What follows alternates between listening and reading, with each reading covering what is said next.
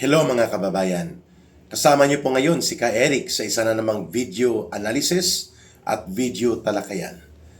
Kumusta po kayo? Sana ay nasa mabuting kalagayan kayo. Ano man ang ating mga hinaharap sa buhay ng mga iba't ibang paghamon, malakas pa rin po ang ating loob upang harapin ang pagsulong sa buhay. Mga kababayan, let's not forget to pray, believe, and do what is good, not only for our family, but also for our fellow mga kababayan at sa ating bansa. Sa puntong ito ay bibigyan natin ng pananaw itong inilabas na pahayag ng pag-publish ng Philippine Center for Investigative Journalism or PCIJ. Ito po ang iniulat din ni Miss Jessica Soho sa kanyang program sa GMA News na ang mga nangunguna sa may pinakamaraming pinakinabangan at kinuha na tinatawag na allocables o ito yung pork barrel na pinagbawalan ng Korte Suprema ay ang magtiyuhing Sandro Marcos Jr. Si Sandro Marcos, ang tatay niya si Marcos, Bongbong Marcos Jr., si Sandro Charis Marcos at si Martin Tambaloslos Romualdez. Ito po ay nanggaling mismo sa pagsisiyasat at pagsusuri na ginawa ng Philippine Center for Investigative Journalism. Hindi po ito binayaran o bayaran na grupo sapagkat ito po ay critical sa mga Duterte at may record po ito na talagang nangangalkal ito ng mga impormasyon pag ang pinag-uusapan po ay ang pang-aabuso sa poder at pundo sa gobyerno. Kaya ang inilabas po na mga ulat mula sa Philippine Center for Investigative Journalism ay talaga naman pong nakakamangha sapagkat si Sandro Marcos sa loob po ng 3 taon na ito ay naging kongresista, umaabot po sa hindi bababa sa mahigit 30 billion pesos ang pork barrel na napunta sa kanya. Ang kanyang tiyuhin na si Martin Romualdez ay mga 28 billion pesos din po ang mga pork barrel nila. Hindi po millions, billions of pesos. At ito ay minimum lang. Hindi pa po kasama dito ang mga insertions na iba pang mga infrastructure project. Ano po ang ibig sabihin nito? Ang allocables, ito po yung mga parang kinatay-katay na mga pundo ng ating national budget and then ginawa nila na parang slice of bacon and ham na sila lang ang makikinabang ang grupo nila Marcos at Romualdez. Lalo na po yung mga sangkot sa sindikato nila. At syempre nakinabang din dyan dati si Saldico. Pero itong inilabas ng Philippine Center for Investigative Journalism na ulat balita tungkol sa pagiging pork barrel kings ni Sandro Marcos at ni Martin Romualdez ay tumutugma ito sa naging pagpapahayag ni Ginoong Saldico na hindi bababa sa mga 30 billion pesos po ang allocables equivalent to pork barrel na napunta kay Sandro Marcos at ang kay Martin Romualdez mga 28 billion pesos din. Minimum po ang pinag-uusapan natin. At karamihan po ito, pag pork barrel, binubulsa yan o kaya hinahawsyaw at ginagawang peke at bugos ang mga proyekto kung kaya hindi katakataka na mayroon pong sinasabi na projects ng flood control ni Sandro Marcos sa Ilocos Norte, wala pang 1 taon inanod na po ng baha sa mga ilog sa paligid po ng Ilocos Norte at ang mga proyekto nagkakahalaga ng mahigit 2 billion pesos. Magkano po? At ang kontraktor pala ay ang grupo ng mga mag-asawang Diskaya. Si Sara at si Curly Diskaya. Magkano po ang ibinulgar na SOP dito ni Sara Diskaya? 25% ng mga mahigit 2 billion, that's around 500 million pesos. Yan po ang kinita na patong at mga kinubra na pangungurakot. Kung kay Martin Romualdez ay mga 28 billion din po, magkano po ang 25% niyan sa mga proyekto niya o sa mga hawak niyang pundo? Pagpalagay mong hindi lahat ay dinurubo niya. Hindi din po yan bababa. Ang 1/4 niyan, mga 7 to 8 billion din ang napakinabangan ni Martin Tambaluslos at the minimum. Kay Sandro Marcos, ganun din po, between 7 to 8 billion mula sa pork barrel nila.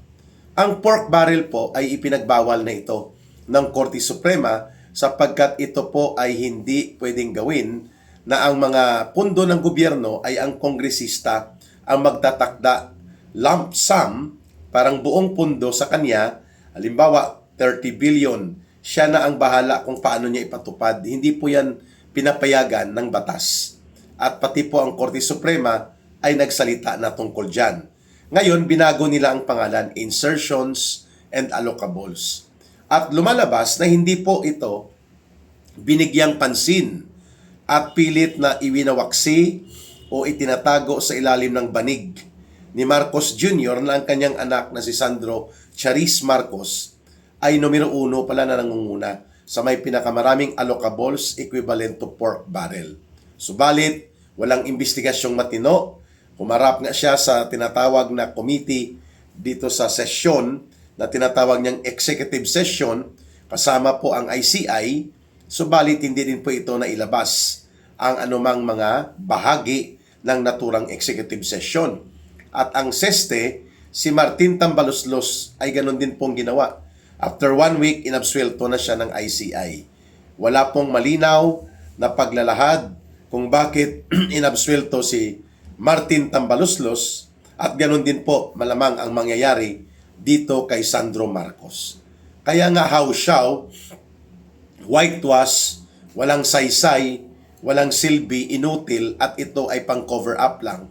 Itong tinatawag na Independent Committee on Infrastructure or Independent Commission on Infrastructure sapagkat ito po ay tagapagtabon-tabon at tagapagtakip ng krimen ng sindikato ni Marcos at Romualdez. Kasama ito ang anak ni si Sandro Marcos. Pangalawang punto po na pilit itinatago nila na ang buong operations talaga ng pag-release ng mga pundo na belong sa tinatawag na allocables ay bahagi siya ng disenyo ng sindikato. Kapag part ka ng sindikato ni Marcos sa DPWH, sa budget, mga kongresista at ilang mga senador, pinaparelease po nila sa DBM ang pundo. At ang may pinakamabilis, sabi ng PCIG, na pag-release, no, sabi ng PCIG, ay ang allocables ni Martin Romualdez at nila Sandro Marcos. At ang estimate ng PCIJ ay tumutugma sa estimate ni Saldico. Magkahiwalay ito na mga sources at mga references. Mga between 7 to 8 billion po ang minimum na nakulimbat sa pork barrel ni Martin Tambaluslos, ganon din kay Sandro Charis Marcos. Mantakin ninyo, 8 billion. Sa kanila lang yun kung ang pag-uusapan lang ay ang 25%. Pero mayroong nagsasabi po na iba pang mga independent economic and financial observers na baka doble dyan. Kaya nga sabi ni Saldico, ang kanyang mga na-deliver kay Martin Romualdez at kay Marcos, hindi bababa lahat sa 56 billion. So kung 56 billion po yung estimate ni Saldico, kulang-kulang 25 billion ang kay Martin Romualdez, ganon din kay Marcos. Kay Saldico pa lang ito. Hindi pa kasama ang ibang mga diskarte at palusot na pundo na ginawa ni Marcos. At ang kay Sandro Marcos, tama, between 7 to 8 billion ang estimate ni Saldico na napunta kay Sandro Marcos. Billion pesos po ito. So wala pong naririnig na anumang seryosong hakbang mula sa ICI, mula sa Senate Blue Ribbon Committee nila Ping Lacson. Puro lahat sila tahimik sa inilabas na ito na pagbubulgar ng sindikato sa pangungulimbat sa kaban ng bayan at ang panunumbalik ng pork barrel sa ilalim ni Marcos na tinatawag na allocables. Bakit? Sapagkat marami po ang nakinabang sa sindikatong ito. Ang iba nandyan pa po sa BICAM, like itong si Representative or Congressman Mumu ng Surigao. Siya po ay inaakusahan na nangungubra at kumukupo ng mga proyekto by the billions of pesos At may matagal na record po ito sa DPWH na ganyan nga ang kanilang kalakaran. Si Momo, si Bernardo, itong sila Alcantara, na sangkot sa sindikato ni Marcos sa pagpapatupad ng mga pondo, proyekto upang katayin mula doon sa budget. Matapos pirmahan ni Marcos ang General Appropriations Act.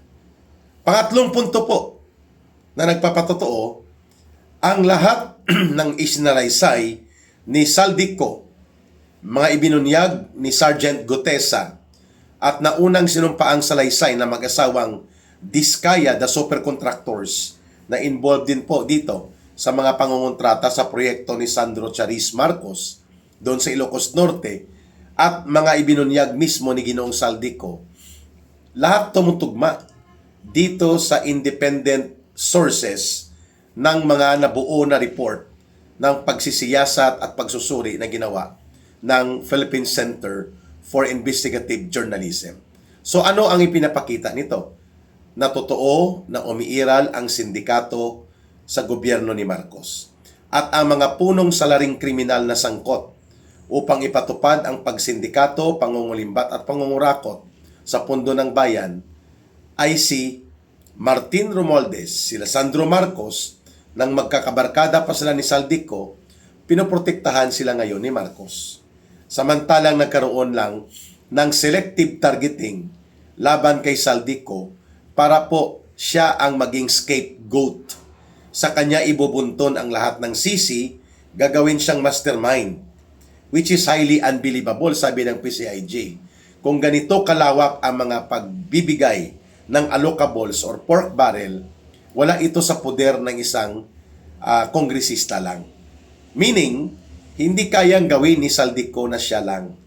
Yun ang isa sa mga line of analysis sa investigative report na inilabas ng Philippine Center for Investigative Journalism. The authority of Saldico, even if siya po noon ay naging chairperson ng Committee on Appropriations, hindi po tumutugma sa antas at lawak ng kanyang otoridad upang kanyang katay-katayin ang mga pondo, i-allocate niya ang mga pork barrel or allocables at partidahin ito, pati po ang mga pagkuha ng mga sindikato na kontraktor, ipa-operate ang DPWH, ipa-release sa DBM. Sino pong pwedeng kumumpas niyan? Yan po ay sa pagitan ni Marcos at ni Martin Romualdez. At ang unang nakinabang kaagad, itong konsentidor na si Marcos Jr., walang iba kundi ang kanyang anak na si Sandro Charis Marcos.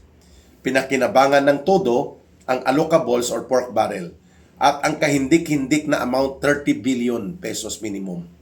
Ang kanilang allocables every year halos 10 billion. Ang kay Sandro Marcos, terrible.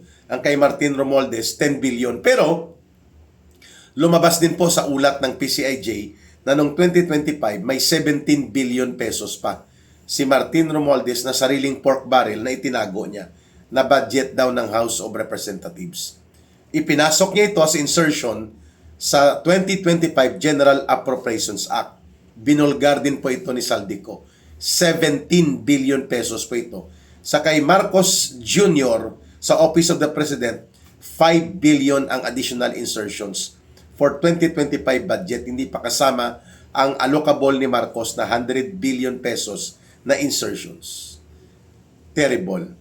Kaya po, kapag ipinarelease ang pondo o kaya inilagay sa mga unprogrammed appropriations, ang ginagawa nila Marcos, nila Ralph Recto, ay kinukuha na nila ng pondo ang mga savings or excess funds ng government-owned and controlled corporations and other agencies. Ito po ang nangyari sa PhilHealth. Tinanggalan ng pondo na 74 billion pesos sa 2025 budget, kinuha pang 60 billion na savings or excess funds ng kanyang internal fund. Mga 134 billion po ang kinuha sa PhilHealth in 2024-2025. No? Nag-overlap yan. Sa Philippine Deposit Insurance Corporation, 107 billion. So that's already 241 billion. Wala pa po at hindi pa naisama dito ang mga kinaltas na pondo sa AFP 15 billion or 18 billion, sa Department of Education and Higher Education sa CHED, Commission on Higher Education, almost 48 billion pesos. So kung susumahin po natin ito, tumutugma siya sa mga pork barrel or allocables na pinagpapasasaan at pinagsamantalahan nila Marcos, Martin Romualdez at nila Sandro Charis Marcos at ng mga alipores nila na mga magnanakaw at buaya na kongresista at pati na ang mga magnanakaw sa DPWH. Kaya tugmang-tugma ang naunang analysis na sinasabi natin, there is no Saldico if there is no Martin Romualdez na nagbibigay otoridad, cover, and protection upang gawin ang sindikato na operation. But there will be no Martin Romualdez to give such kind of protection to Sandro Marcos, to Saldico, at sa mga sindikato sa House of Representatives kung walang Bongbong Marcos Jr. na nangungonsinti, nakikipagsabwatan, nagbibigay ng otoridad at nagpoprotekta dahil nakikinabang siya. And therefore, siya talaga ang mastermind ng buong sindikato sa pagnanakaw sa pundo ng gobyerno. At hindi pa kasama ang ibinulgar ni Saldico na ang family cartel operation sa pagnanakaw sa gobyerno sa ilalim ni Marcos, umaabot pati ang kanyang asawa na isang pribadong tao sana, subalit sobrang pakialamera, ang kapatid nito na si Martin Araneta, sangkot din po sa mga agricultural manipulation of imports, pati po sa mga kasindikatuhan, hindi lamang sa Department of Agriculture, kundi pati sa Bureau of Customs. Kaya hindi po katakataka na talagang gusto ni Marcos na ang ICI ay gawin ito na cover-up machinery. Ang Senate Blue Ribbon Committee at ang buong Senado gagamitin niya para sa pagtatakip at pagtatabon-tabon upang lumabas na siya, kunwari, ay crusader against corruption and plunder. Pero ang totoo, sa kanya po nag-ugat, sa kanya po nagsimula at sa kanya po nagmumula ang kumpas, ang disenyo at pati po ang pagbibigay otoridad na ipatupad ang malawakang pandarambong sa pundo ng bayan sa kaba ng pamahalaan mula 2023 na budget 2024-2025. Pinirmahan ni Marcos ang mahigit 700 billion pesos na mga unprogrammed components. At dito niya inilalagay ang mga inuutang ng gobyerno para mapunduhan ang mga ninanakaw na proyekto at mga allocables, insertions. So utang, every year mga 1.2, 1.3 trillion pesos ang inuutang. Dito niya inilalagay ang mga bagong buwis upang punduhan at iparelease ang mga allocable projects at iba pang mga pork barrel design and insertions na ninanakaw ng sindikato nila. At dito niya inilalagay sa program ang mga kinukuha nila like kagaya ng ginawa sa PhilHealth at sa PDIC. Kaya ito pa, hindi na rin po ngayon makikita kung ano na po at saan na napunta ang Maharlika Diskarte Fund na umaabot sa 500 billion pesos. Malamang ito po ay nilamon na ng mga buaya sa pangunguna ng sindikato ni Marcos at Romualdez. Kaya po, ang panawagan talaga ng taong bayan na ngayon, mag-resign na si Marcos. Lumayas na ito sa kapangyarihan at dapat mapalitan na ito ng tamang gobyerno ng naaayon sa saligang batas. Mapayapa, mahinahon, ngunit determinado at nakapokus na talagang tanggalin na si Marcos dyan bilang presidente sapagkat siya na po ang pinaka-sentro at punong ugat na pinagmumulan ng buong sindikato na operations na ito, kasabwat ang dalawang pork barrel kings na si Martin Tambaloslos at si Sandro Marcos na puro kadugo niya. Si Marcos po ang pinaka-almighty mastermind ng lahat ng ito. Maraming salamat po at inilabas ito ng Philippine Center for Investigative Journalism dahil nabibigyan po ng konkreto at solidong suporta ang mga video testimonies na inilahad na ni Ginoong Saldico. Maraming salamat sa inyong pakikinig. pagsubaybay at pagtangkilik sa ating video analysis at sa ating video talakayan. Huwag kalimutan pong mag-like, mag-share at pindutin po ang notification bell sa ating mga videos at sa ating channel na Ka-Eric Celis YouTube channel. Sa gusto namang tumulong po sa ating advocacy, maliban sa pag-share ng ating mga videos, you can be a member of Ka-Eric Celis YouTube channel by clicking membership. Minimum po yata is 250 pesos per month. Wala na pong maraming ads yan, 2-3 ads lang, okay na. O ang iba, pag nagpindot ng 400 pesos per month, no ads na siya. May share na sa YouTube, may share na rin po kay Ka-Eric. Or you can also send whatever amount of support due to out of your sincerity and voluntary support sa sinusulong po nating Bangon Sambayanan People's Movement. Huwag kalimutan po ang ating numero na ginagamit as GCash line 0916-308-7710. Uulitin po ni Ka-Eric,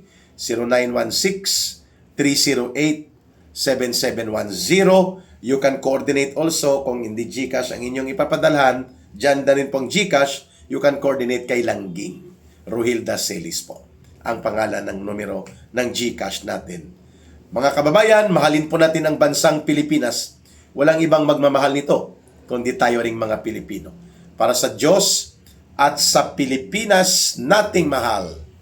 May God bless everyone, and may Allah will be with those who are Muslim brothers and sisters. Bye for now. Maraming salamat at mabuhay ang sambayanang Pilipino.